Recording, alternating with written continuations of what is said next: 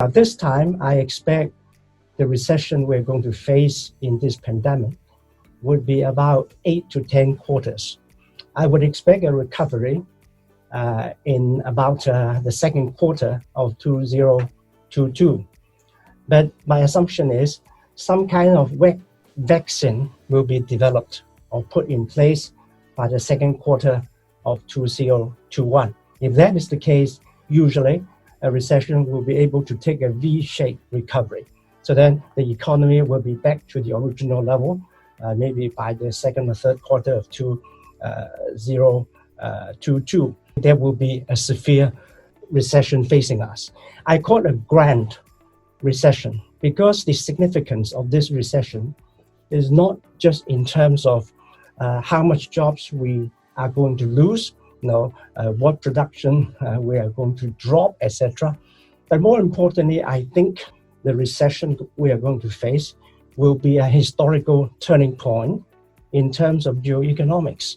The whole geoeconomic game will somewhat be different after the pandemic. You will see a new scenario of geoeconomics after the pandemic. But I'm not so pessimistic. I won't call it deglobalization. I will call it re-globalization.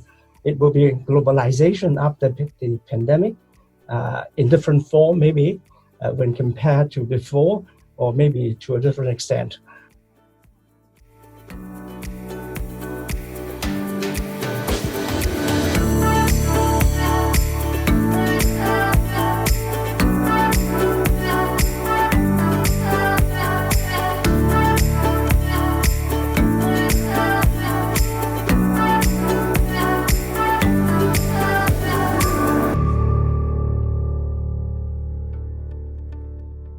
We do see some opportunities in our sector, which is, I think now we're categorized. Before, we've always been categorized in the content industry.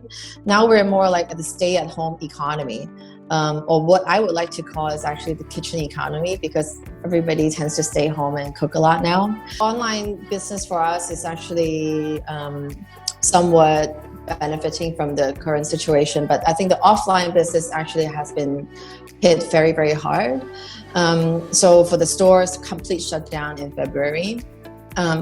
So I think the retail business is a brick and mortar business, which is actually still having a very tough time. But what we've done, number one, I think we have to be very cost effective. So we did have to trim some staff and the retail business level. But I think at the same time, sometimes people are more creative during crisis time. So I think our team has been very creative during this period, because our stores, basically we offer offline cooking classes, but because everything was shut down, but we still have to come up with an idea to service our existing customer base. So I think, it is tough. It's definitely tough for all of us. And sometimes I think we have to remain very cautious, be cost sensitive, but at the same time, I think don't limit ourselves, and all of us have to be very creative during this period.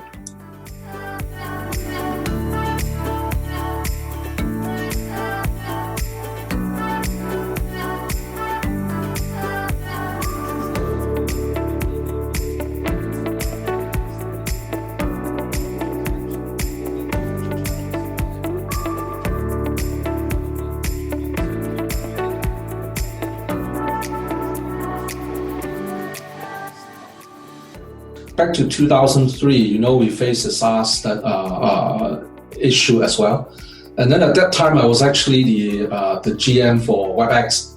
And I believe I'm actually the first group of people trying to promoting the collaboration tools on the ground and try to push people to work more online and meet more online and do training online. And when compared to the pandemic this time, I think the nature is a little bit different, because the whole thing lasts for much longer. That's number one thing. And then the geo in terms of the spread, in terms of the impact, is much wider as well. So it's very interesting. I do believe human behavior is more like this. When you try to do something on 1 or 2 times, you may not actually change it as more like a habit. But when you do it for over a month or 2 months, or keep doing it on and on and on. You try to also work on it and try to build up stuff to make use of, really making use of the tools to build it up and try to use it intensively. Then you start to see the values. And then when the pandemic is over, the stuff that you have built, actually, you know that it creates values there.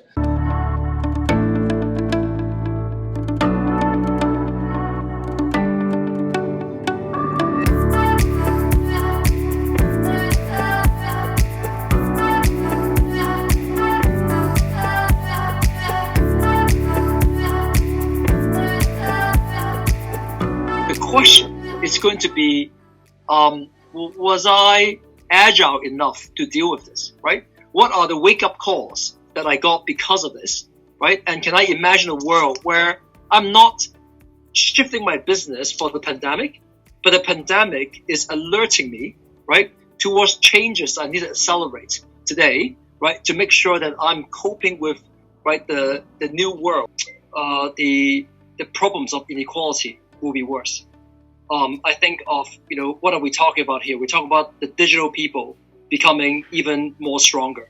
We're talking about the younger, more educated, and more able to leverage these tools. Those people becoming even more powerful, more efficient, right? You're talking about manual labor, people that need physical effort, right, to be more marginalized, right, in business, right? You're talking about people who have low income, right, to be the first one to get laid off and maybe to need more government help, right? And they will be the ones who are continuing to be in the more vulnerable in society. So I'm very optimistic as a society. I think we'll get out of this. But, I do think that we need to look at a broader question around what do we do with all of this, right? And is that getting better? Is it getting worse? And how do we come around to think about how do we deal with the inequality that comes with it? And that to me is what I've realized, right, through this pandemic, having stuck at home for, 3 months, right? I do realize that actually, this is becoming, a more unequal world. And that to me is very important. And that to me is what, Professor Chen, I'm hoping that you will help us and lead many people in Hong Kong to fix. Because unless we fix that, the riches and the prosperity of society, that will not be shared among people equally, that would cause us even more rifts among society that we're seeing already today.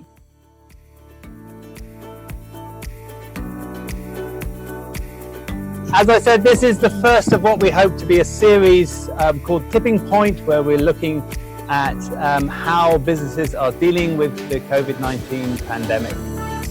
For now, this is myself, I'm DJ Clark, Professor Chen, and all of our panelists from our office in Hong Kong and from wherever you are. Thank you very much. It's been a great discussion. Thank you.